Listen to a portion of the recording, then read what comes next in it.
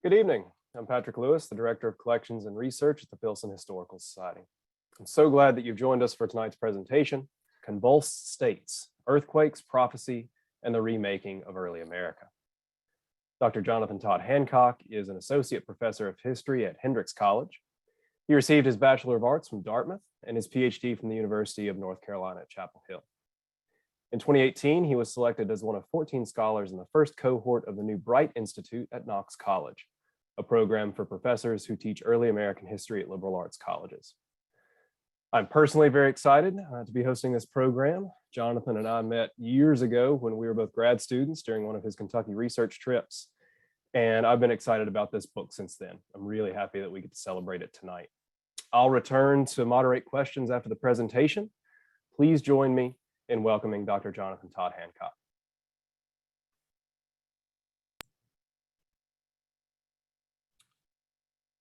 Thanks, Patrick. I want to thank everyone for being here, and I also want to thank the Filson for inviting me.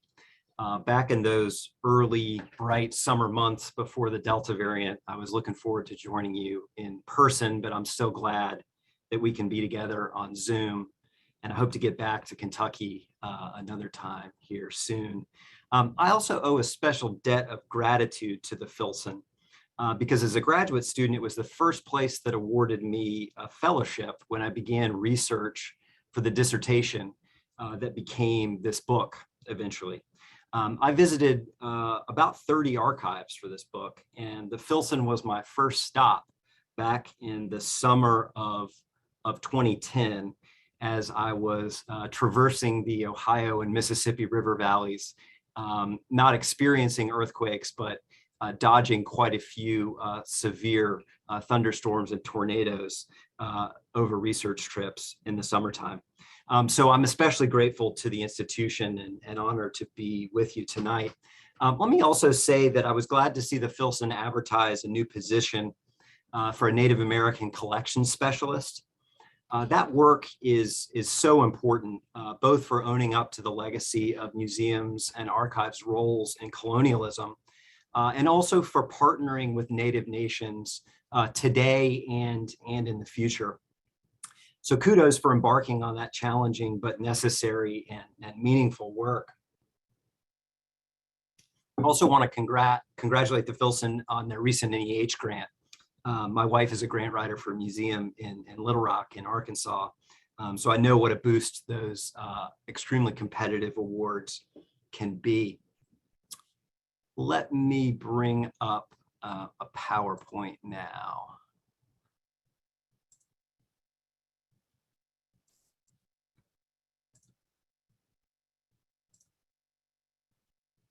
All right.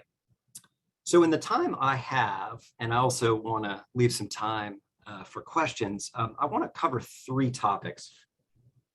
First, I want to set the scene to get you to think about the experience of the New Madrid earthquakes in 1811 and 1812. And I want to think about what they were like at their epicenters in what is today southeastern Missouri, and also what they were like in Louisville. Then I want to give you a short overview of the larger book project.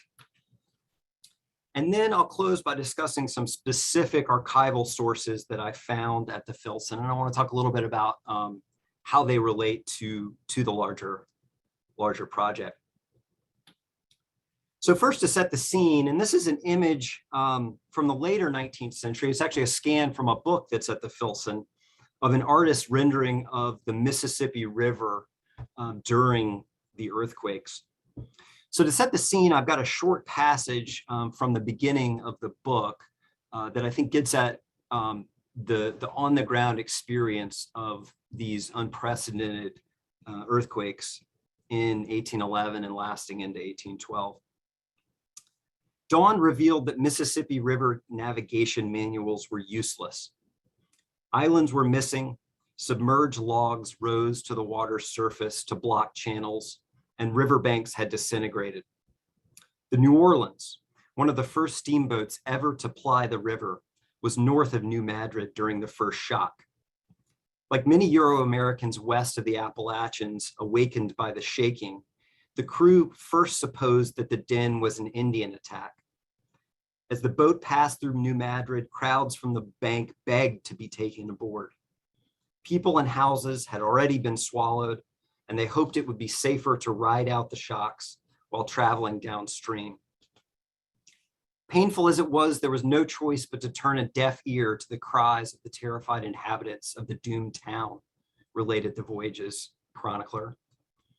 Even when the shaking subsided, trees and broken chunks of islands scratched at the boat's hull, making it difficult to sleep on board. What was supposed to be a crowning achievement of technological innovation, a celebration of a new era in the integration of markets and people in the growing nation, instead turned into a solemn passage full of anxiety and terror. It's also the case that people who were traveling on the Mississippi River at the time near the epicenters were taken upstream by the earthquakes. So there's a lot of folklore related to these earthquakes. And one piece of that folklore that the Mississippi River traveled backwards, I've been able to corroborate with multiple eyewitness accounts. And there's also interesting work by seismologists explaining exactly how that is. It's that water goes rushing into cracks in the riverbank, and that creates this sensation, and indeed carried some riverboat passengers, in some cases miles up the river. Disorientation and nausea were abiding physical reactions to the quaking. So this is what it's like to be on the land a little farther afield. It seemed as if my bedstand was on a rough sea and the waves were rolling under it. So sensible were the undulations, wrote a preacher in Kentucky. Another Kentucky settler claimed to reel about like a drunken man. From Northwest Tennessee, a person reflected on the earthquake's effect on both the mind and the body of human beings. They said if people had been deprived of their usual sleep through fear of being engulfed in the earth, their stomachs were troubled with nausea and sometimes even with vomiting. Others complained of debility, tremor, and pain in the knees and legs. An eerie array of sounds and smells complemented rifts in the ground, sand blows and toppled chimneys. The awful darkness of the atmosphere, which as formerly was saturated with sulfurous vapor, and the violence of the tempestuous thundering noise that accompanied it, formed a scene, the description of which would require the most sublimely fanciful imagination, wrote one woman.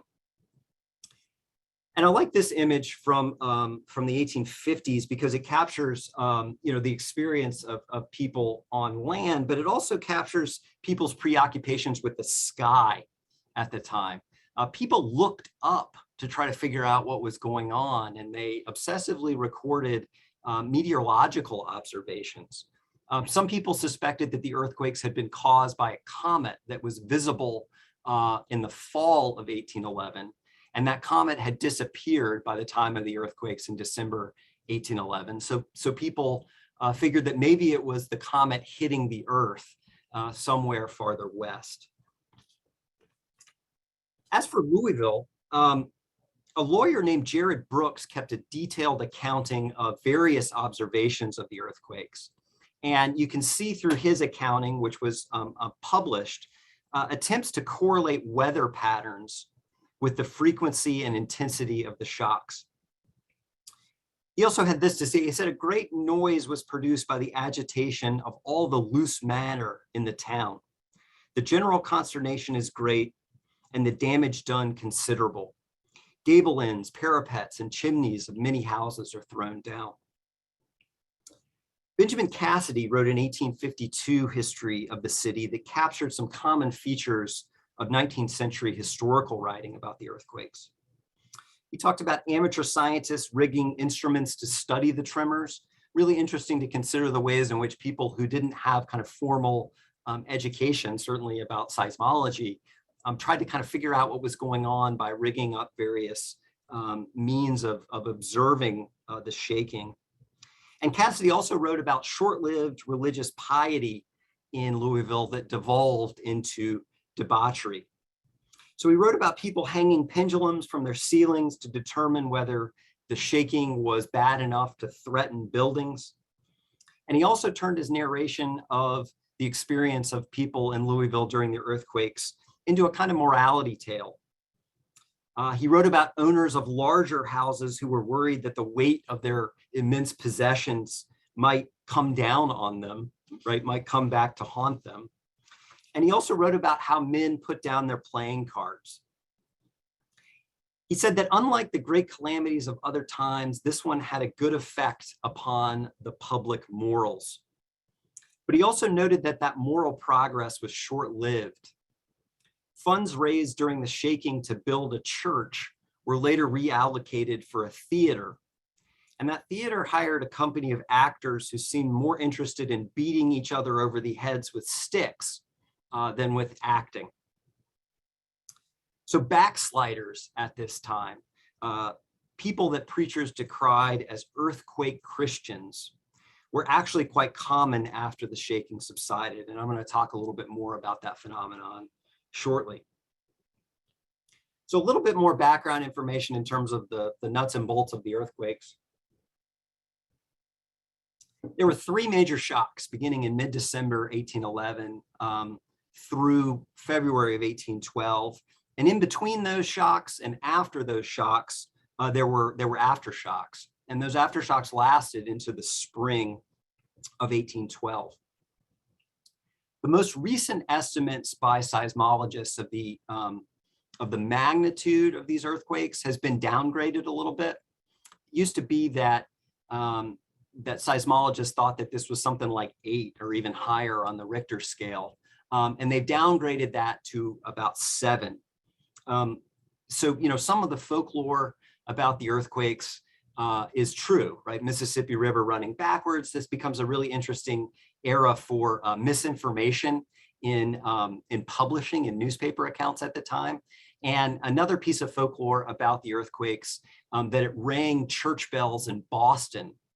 You know, an earthquake epicentered on the Mississippi River in southeastern Missouri, ringing church bells in Boston was actually too tall a tale. It's thought that the people that came up with that were confusing the Charlestown neighborhood in Boston with Charleston, South Carolina. And indeed in Charleston, South Carolina, people experienced the earthquakes, and really far away from their epicenters, people woke up in the middle of the night to mistimed church bells, right? The shaking of large bells, and sort of wondering what was the cause of it. So I've got a map here from the book that approximates the earthquake's geographical scope. So it doesn't get all the way up to New England, but people from the Atlantic coast all the way to the eastern Great Plains. The account the farthest west that I found was Oto people describing the earthquakes a couple of years after them. And then from the Great Lakes down to the Gulf of Mexico. So really the eastern half of what becomes the United States is shaken, and this is unprecedented shaking. There hadn't been earthquakes this strong in the North American interior since the Middle Ages of North America, since probably the 1200s or the 1300s. So this is something that's exceedingly rare and especially surprising to Euro-Americans, to settlers in the Ohio Valley and in the Mississippi River Valley. But over the course of my research, one of the interesting points that I gathered is that earthquakes weren't necessarily as surprising to Native people. They were central to a lot of origin stories and oral histories that Native people told about the possibility of certain kinds of punishment, or about the need for ritual responses to natural disorder. So this is something that's certainly surprising to everyone because it hadn't happened within their lifetimes, but within the longer lineage of Native oral traditions, it was something that had been passed down prior. So from the map from the book, we have a map from the US Geological Survey. And as I said, ever since more recently, the magnitude estimates in this map are exaggerated, right? It didn't get to 9 or 10 on the Richter scale. But a map like this betrays a kind of Eastern bias in earthquake study, right? And you could argue that the same goes for historical studies of early 19th century North America, and really the War of 1812 in particular. And those of you in Kentucky don't need me to tell you that early American historians focus on the Atlantic coast to the detriment of a fuller historical understanding of dynamics in the continent's interior. So the idea here was to really center a study in the interior of the continent from the epicenter radiating out, and think about what might be done because the earthquakes generated an archival record and indeed a geological record that aids a kind of fuller understanding of those historical dynamics in the continent's interior at the time. And in particular, earthquake interpretations are a window into the tensions between religious and political authority across Indian country and also in the United States. And so Convulsed States, the book, examines 4 nations, 4 nationalizing places where this tension played out. The Creek and Cherokee nations in the South, the movement to build an intertribal nation in the Ohio Valley, and also similar dynamics in terms of tension between religious and political authority in the United States. So in each of these nations during the War of 1812 and on the cusp of the War of 1812, there were leaders who were seeking to centralize national political authority. And as they sought to consolidate national political authority, there were arguments about the extent to which religious matters and religious authority should anchor these nations. And there were also arguments about the degree to which political power itself ought to be centralized. And so you see prophets and other people making arguments about the need to anchor religious matters in national affairs, or making religious arguments about the need to decentralize, to not allow national leaders to centralize power at the time. And as I said, it's important to recognize that this is going on not only in the United States, but in these among other nations in Eastern North America at the time, particularly among the Creeks and the Cherokees in the Southeast, and in the attempt at constructing an intertribal nation that was led by the Shawnee leaders Tecumseh and his brother Tenskwatawa. Tenskwatawa is a particular prophet that I want to talk about here in a second. So prophets in each of these spheres decried the directions of their nations, and they seized on the natural disorder to bolster their argument about divine disfavor with human order. So to give one example, I want to head here to Prophetstown. And Prophetstown was a settlement where Tenskwatawa, who's also known, you may know him as the Shawnee prophet, and the brother of a fellow intertribal leader Tecumseh, Tenskwatawa actually predicted these earthquakes. This is a famous image of Tenskwatawa a little later from the 1830s. And 4 years before the earthquakes, he claimed the power to change the course of nature and said a day of judgment would arrive in 4 years when all the unbelievers shall be utterly destroyed. Now, in the aftermath of the earthquakes, there were plenty of prophets other than Tenskwatawa, both in Indian country and in the United States, who claimed to control natural forces, who claimed to have predicted the earthquakes, but they're making those claims after the fact, right? But when I read a letter from 1808 predicting, and making this bold claim about snakes under the earth and about unbelievers being utterly destroyed in 4 years' time, I really reared up in my chair, right? This was reading this letter at an archive in Massachusetts, and I really puzzled over, what to make of it, right? Because seismologists these days can't make those kinds of predictions.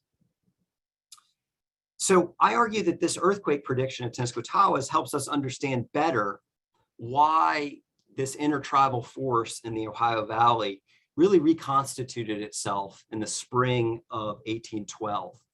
If you're familiar at all with the War of 1812 and with Tecumseh and Tenskwatawa, they had been routed. Prophetstown had been destroyed in November of 1811, so a month or so before the earthquakes, in the famous Battle of Tippecanoe, where William Henry Harrison and his army fought with these intertribal militants. So by the spring and into the lead up of the War of 1812, which is declared in the summer of 1812, there are many more militants who've regathered under the authority of these prophets. And this is why and how they regathered has been kind of a puzzle for historians. And I argue that I think this evidence of an earthquake prediction helps us understand that reconstitution better.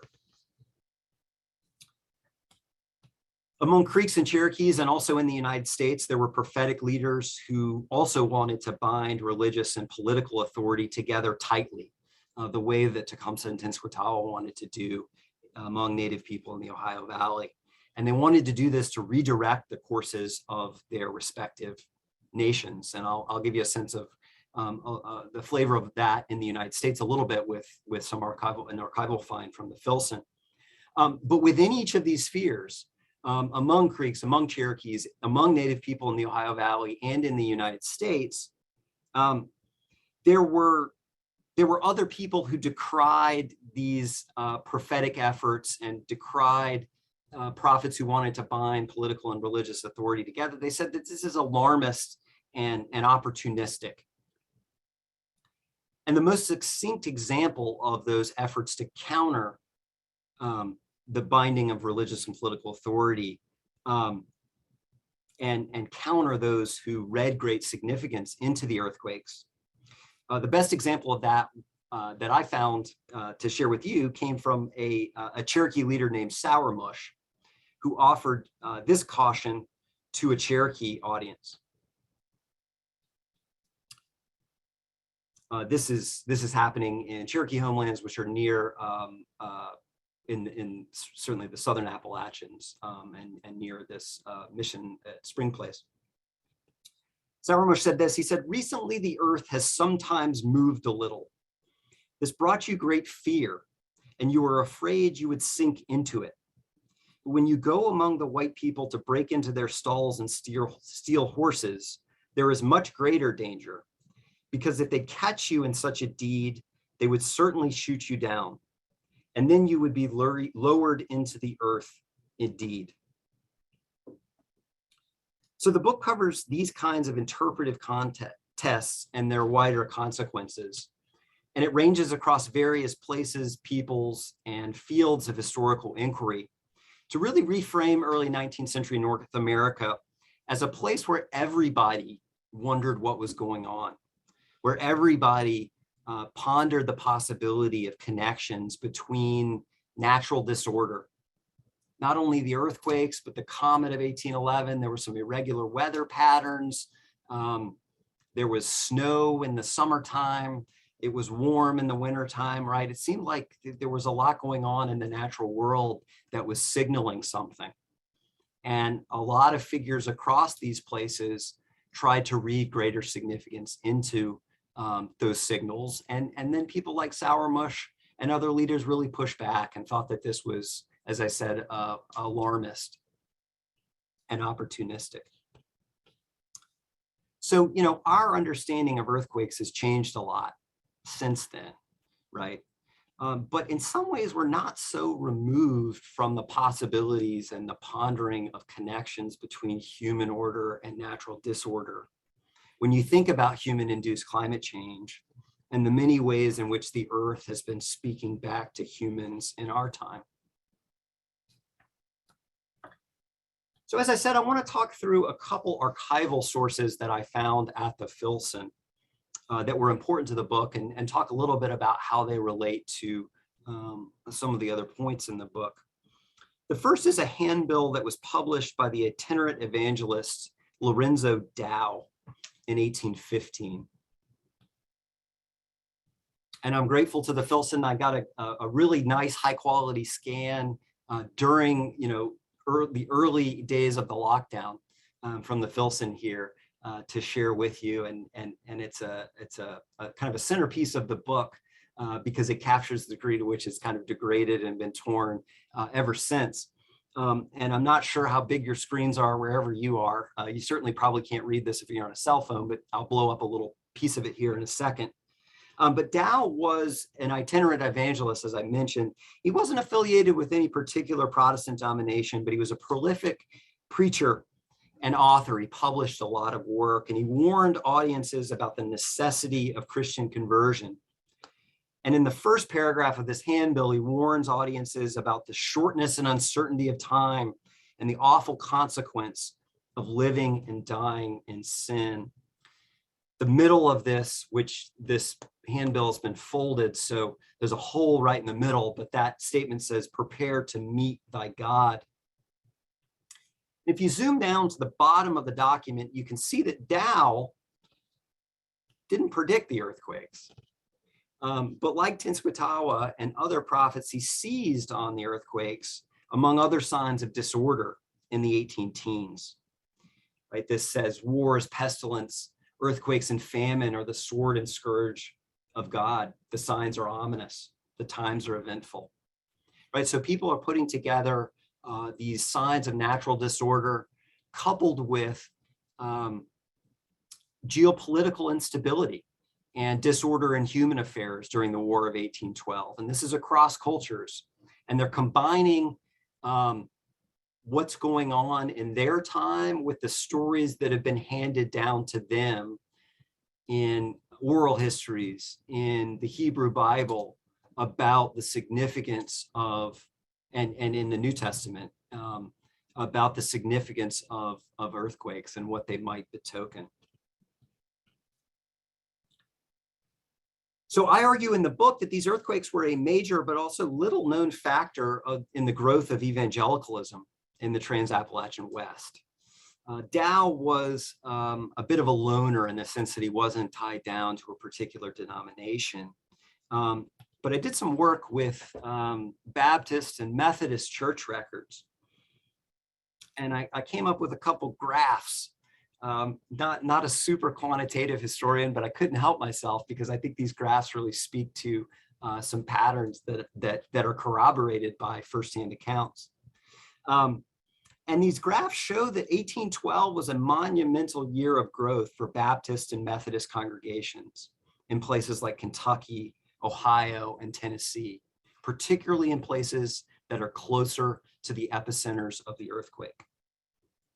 So Baptist record keeping was much less centralized at the time. So this graph came through combing through a variety of church books. And these church books basically say who joined the church and who left the church, basically on a monthly basis. They're not kind of regular in their record keeping necessarily, but they're handwritten kind of tallies of who's showing up to church, who's not showing up to church, who's drinking too much. But all of a sudden, the tallies really start to rise, not only in late 1811 and early 1812, but within those particular months. So this shows us here that many more people joined Baptist congregations in places like Kentucky and Tennessee in 1812 than in any other year in the 18-teens. And the same is true for Methodist congregations. So the top line of this graph, the line that really shoots up between 1811 and 1812, below the others, is showing the growth of the Western Conference of the Methodist Church. And the Western Conference of the Methodist Church grew by about 50% between 1811 and 1812, as you can see. Other conferences that were farther east in the United States didn't experience much of any growth. And in some cases, they declined between 1811 and 1812. And this growth was so extreme, in the administration of the Methodist Church at the time that they actually split the conference. The Western Conference was split for administrative purposes between the Ohio and Tennessee conferences after that. And you can also see here with that top line that after 1812, during the War of 1812, Methodist membership stagnates. It goes down a little bit for the next few years before shooting back up slightly in 1815.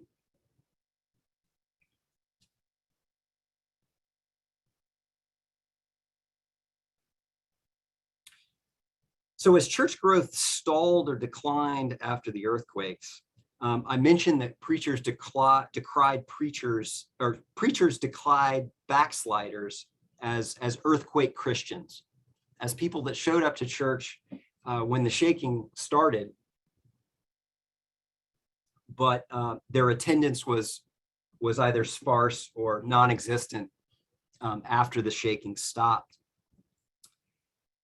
But by the same token, there were also people that cast changes to the land itself as being divinely inspired. And you can see that in Daniel Chapman Banks's diary, which is also at the Filson. It features that kind of discussion about the land itself changing and the religious meaning behind the changes in the land during and after the earthquakes. So Banks was a missionary who took a trip from Louisville to New Orleans to sell Bibles. And along this trip, he brought a river navigation manual. And what's really interesting, if you survey river navigation manuals, there was a famous series of river navigation manuals that were published in Pittsburgh in the 18-teens and 1820s. And they would always tell people, watch out for this particular island, watch out for this riverbank, watch out for this snag. But if you compare the river navigation manuals before the earthquakes and after the earthquakes, they're radically different. And in some cases, they note the differences are because of the earthquakes. So Banks is traveling down the Ohio River, and the river navigation manual mentions a place called Rogue's Nest. And Rogue's Nest was where rogues hung out, where thieves and counterfeiters hid out and robbed passersby, sort of exacted tribute. They were sort of riverine pirates for the time. And on his trip, Banks triumphantly noted that the island, as if to express God's abhorrence of the crimes committed on it, was sunk by an earthquake in December 1811. So for people like Banks, it wasn't just people, but the land itself that underwent a moral transformation during the earthquakes. In some cases, people stopped showing up to church, or in Louisville, funds were redirected from a church to a theater. But by the same token, people did look back on this era of revivalism fondly. And I argue that in some ways, settlers' religious conversion experiences on new land became an important way of solidifying their connections to that land and claiming that land, even as Native people had claimed and undergone and cultivated their own connections to territory, right? So they're claiming territory and then having conversion experiences on that territory. And you can see the pride with which settlers talk about those kinds of things, and they're remembered later on in church histories. So to close, I want to talk about Isabel's story. 12 years after the earthquakes, they registered in an unusual and telling place. While the physical scars that they left on the landscape were plain to see, the historical record captured only traces of the ways that they lingered in the memories of those who experienced the shaking. And the case of Isabel, an enslaved woman in Kentucky, was one such trace. And this information comes from some correspondence between two slave owners at the time about Isabel. In 1824, Isabel refused to work. She argued that she had labored under a serious mental affliction and was so far deranged that for several months she did no work. Isabel's owner at the time wanted to rescind his purchase of her and return her to her previous owner. So he's writing about this woman who is claiming a mental affliction, and he wants to nullify this purchase. And that previous owner agreed to Isabel's return. And in agreeing to the return in this correspondence that's at the Filson, he remembered that about the time of the earthquakes, she had what he called a religious foolishness that was occasioned by them and a religious feeling. And this is a small glimpse into Isabel's life. I wish we had more, right? And in many ways, it raises more questions than it answers. Those questions include, had she undergone, like thousands of other people in the Trans-Mississippi West, had she undergone a religious transformation during the earthquakes? Was she using the literal instability of the earthquakes to avoid forced labor? More than a decade later, right? They're writing more, 12 years after the earthquakes. Did she use the earthquakes again to push for return to her previous owner? Was her family with that previous owner? Was she using the earthquakes to push for return to her family? So for all the commonalities of experience and similarities and concerns about spirit, about politics, about territory that the earthquakes occasioned, Isabel's case reminds us of how different those experiences and concerns could still be for people. And the stakes, urgency, and uses of people's earthquake interpretations differed based on the circumstances of their individual lives. So with that glimpse into Isabel's life and Isabel's story, I want to end, and I hope we have some time for questions. I welcome your questions. Thanks. And this is my email address if you'd like to contact me. Thanks so much for putting it up there. We'll after you take your screen down, we'll get that up in the chat as well, so that people can contact. We've got some questions already in there, and I've got a few of my own as well. So if any viewers have anything that comes to mind, please drop those things in the chat. The first question that we had pop up in there were, what were some of the earthquakes' impacts on the land itself? And if I could interject a personal anecdote, back home in Trigg County, the northern parts of the county are hillier than the southern parts. And I distinctly remember growing up, there was still a memory that that land was sort of shot up and pushed up and made rockier and hillier as a result of the earthquake, right? We're only, just a few counties over from the epicenter. What sort of impacts are we seeing away from the river? Yeah, there's a really interesting, there's a geological guide that's been published by geologists where you could take like a road trip. I haven't actually done it to tour various sites. But what's interesting is that in some ways, a lot of damage to the land has been covered up by industrial agriculture. So a lot of plows and mechanized agriculture has kind of, sort of plowed over some of the rifts in the land. There's still some sand blows that you can see in the boot heel of Missouri and southeast Missouri, as they say in southern Missouri. It's also the case in western Tennessee. There's a Reelfoot Lake that's a shallow lake that was formed by the earthquakes, and recreational bass fishermen swear by this particular location for bass fishing. So it facilitated some leisure there. So you can find traces of it here and there, but as I said, some of that evidence has been covered up over time by industrial agriculture. That's really fascinating.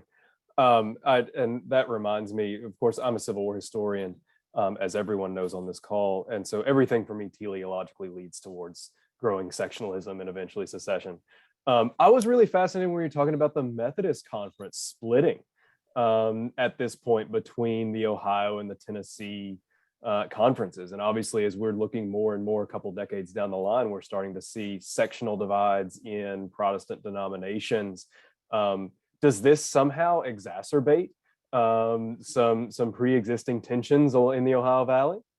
Patrick, I wish you had asked me this question when we had lunch way back when, but I never mentioned it. I've never thought about that. That's fascinating to consider. I always just thought that they split at the time simply because there were more people, and so administratively it made sense to divide geographically that way. Interestingly enough, among Euro-Americans at the time, there are very few people who are attributing the earthquakes to God's punishment for the institution of slavery. I expected to find a lot more of that than I did. I found one printed sermon from a New England preacher who's making that argument. So I think it might have been just an administrative difference. But on the topic of the Civil War, if you want to get there, it's actually the case that some of the kind of swampiness that's created in like Northeast Arkansas and Southeast Missouri at the time really like changes the nature of guerrilla warfare during the Civil War because of changes to the land at the time. There's a book by a historian of science named it's called The Lost History of the New Madrid Earthquakes by Convulsed Bolton Valencius, and she makes that argument about the kind of swampiness of the terrain because of the earthquake shaping the form of military conflict. So we got rid of the river pirates, but gained the guerrillas. Yeah, yeah.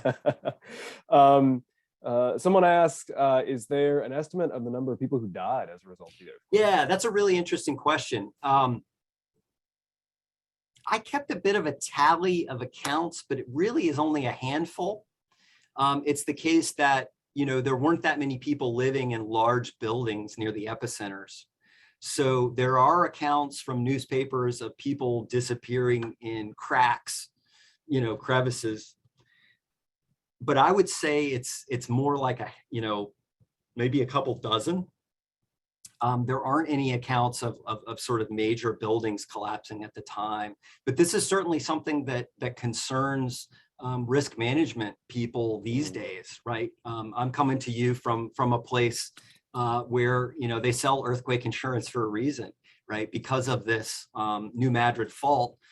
It's not the kind of thing that is active often, but when it is active, it's a big deal. So there aren't that many accounts of people passing away, but there are really interesting accounts and harrowing accounts of people fleeing all manner of sort of strange anomalies in the ground, like hot springs that they're wading through and things like that. Fascinating. A Methodist historian in the comments has corrected my misperception and my desire to read all Civil War things backwards in time, and says that it was purely an administrative decision. Okay. And that there was no sectional intent there, which I'm inclined to believe because I'm inclined to have my own biases. Wonder if you could talk a little bit about Cherokee responses to the earthquakes. Yeah. So the Cherokee Nation, like other nations, as I mentioned, is undergoing this process of seeking to centralize in order to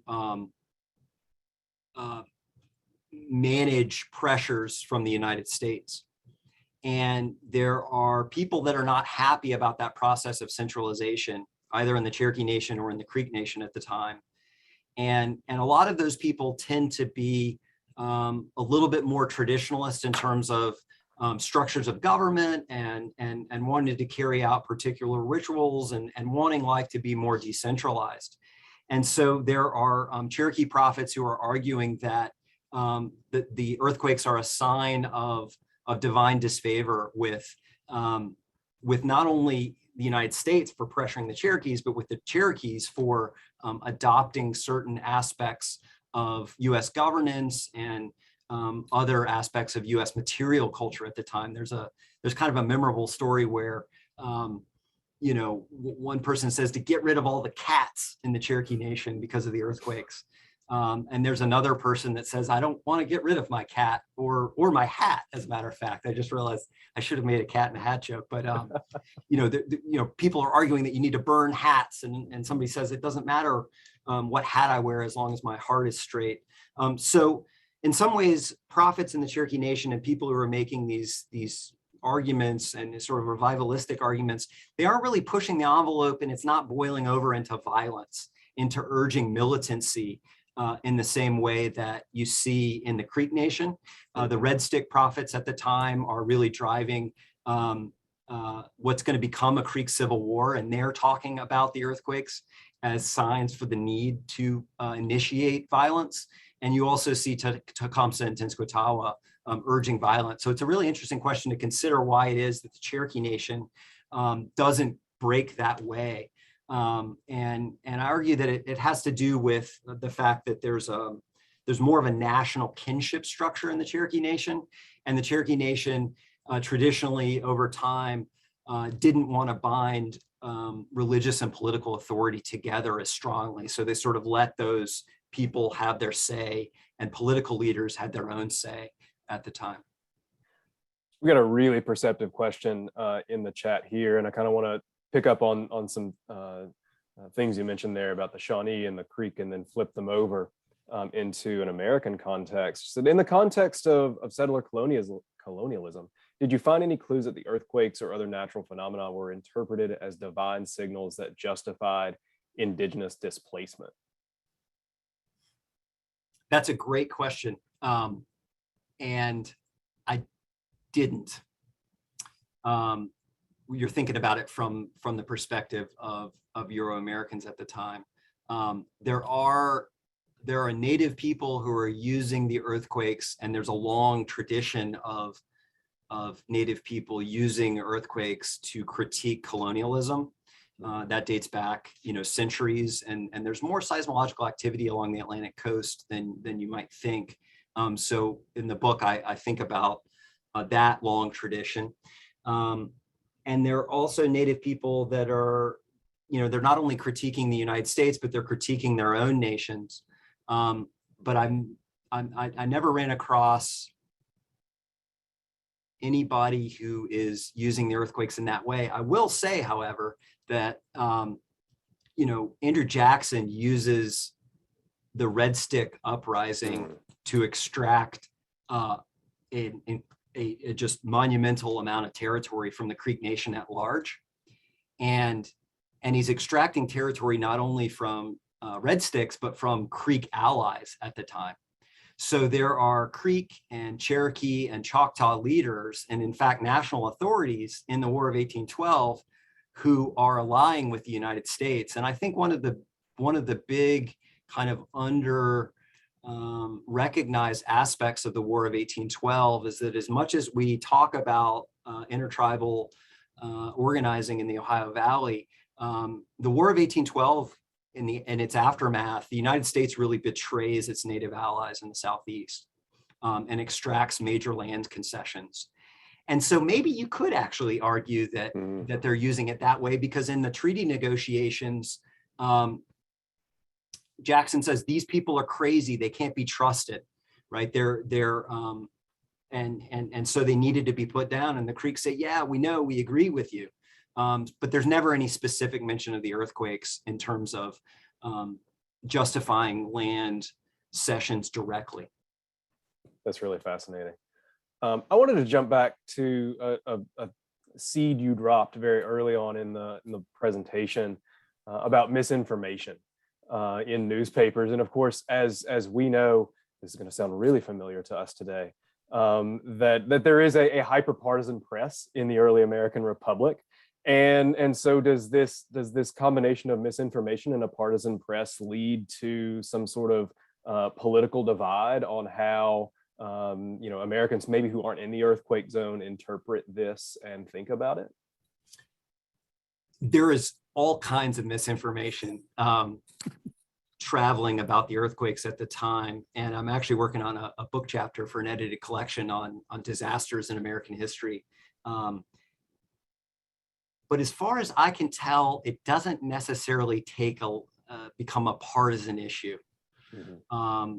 There's a really interesting account of a guy named John Edwards in North Carolina who argues that, or writes an account of an earthquake in Asheville at the time, and all of a sudden, or of a volcano in Asheville, and all this, and all of a sudden, you know, all these newspapers are thinking like, is there a volcano in Asheville, right? And then eventually somebody says, well, we can't trust John Edwards in North Carolina. And there's some arguments between newspaper editors in Ohio at the time about the extent of the damage. And they say, you know, we owe it to our readers to report truthfully about what's going on, but everybody's reading these accounts that are unbelievable, right? So if the Mississippi River is flowing backwards, that opens up the possibility of a volcano in Asheville, right? So there's really interesting stuff there about truthfulness in reporting and the flows of misinformation that occur. But as far as I know, it never really falls along partisan lines. I always have found it entertaining to play that game in 19th century in newspapers, of seeing how far a lie can get as it moves down, you know, the river, or eventually along the telegraph line or the railroad. This being Louisville, I do have to ask about river commerce. So you mentioned that we've got steamboats on the river now, and they are a new debut, relatively speaking. What's the sort of density of river traffic right now, particularly steam, and how long is that disrupted during all of this? So the New Orleans, as far as I know, is the first steamboat, and there may be folks that are a lot more experts of early 19th century infrastructure and transportation technology than I am, but it's really interesting to think about the fact that this is one of the, if not the first steamboat at the time. So I have read some accounts of plantation owners, and indeed Andrew Jackson, complaining about not being able to sell people along the river because of the earthquakes. But I'm not certain about the extent of the degree to which that was disrupted for a long time. I do know that there were people who were you know, fleeing broken land and kind of taking goods from wrecked boats as provisions, or there were people kind of selling provisions at lower rates because they knew they weren't going to make it wherever they were going. But I'm not sure about the degree to which that the sort of extent of the disruption of commerce at the time. It's a great question. You, when we were talking before we went live, you mentioned something about land buyouts from the government. Expand on that a little bit. I found that fascinating. Yeah, this was a really interesting dimension of the story that I didn't discover until I moved to Little Rock. And basically anywhere you go where the earthquakes were felt, you can find evidence of this, if there were people riding between December 1811 and winter of 1812. So people in the most damaged lands in the Missouri Boot Heel were offered by the US government, in the first instance of federal welfare relief, disaster relief, the first instance of that disaster relief, they were offered the opportunity to trade out their title to damaged lands and settle elsewhere. And pretty quickly that becomes a venue for speculators to start buying up people's land certificates. And there's also trade in those certificates. It becomes a kind of commodity that's, you know, the value of a certificate goes up and down. There's all kinds of questions. It's an administrative nightmare for US officials at the time, because there are counterfeit certificates as well.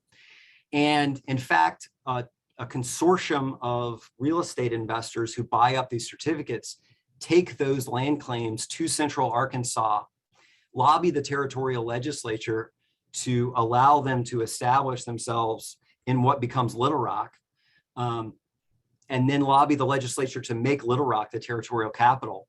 And there are Quapaw people there, and basically Quapaw people are eventually pressured and end up ceding territory because of these land certificates being plopped down to create Little Rock. So there's an interesting way in which this well-intentioned federal relief sort of puts pressure and in some ways abets quasi dispossession at the time, right? There's a direct relationship here between the earthquakes and the land cession treaties through these land certificates that are given out. It's incredible the discoveries we make when we're doing research, right? Our last question for the night, someone asked, what's the most surprising thing that you found out in the course of researching this book? I'd have to say Tenskwatawa's earthquake prediction. As I said, I racked my brain to try to, the skepticism that I tried to bring to that in 1808, there are discussions. He doesn't say specifically an earthquake, but he's talking about changing the course of nature and destroying unbelievers. And he's calling a shot 4 years later, and he's talking about mechanisms operating under the ground. That was one of these moments in an archive where, I joke with students that it's sort of like American Treasure, those Nicolas Cage movies where there's all kinds of it was one of those moments in archival research that seemed like it was out of a little bit out of a movie, right? When you think about someone predicting something like that 4 years later and the significance of that. So that was probably the most surprising find. I would also say that those land certificates and the relationship to quasi dispossession was a major surprise as well. I think that's a great place to end it. All historians are as cool as Nicolas Cage. Thank everybody for joining us tonight. Jonathan, Todd Hancock, thank you so much. This has been incredible. I've really enjoyed it. Thanks so much. I appreciate everybody joining us. All right. Have a good night, everybody.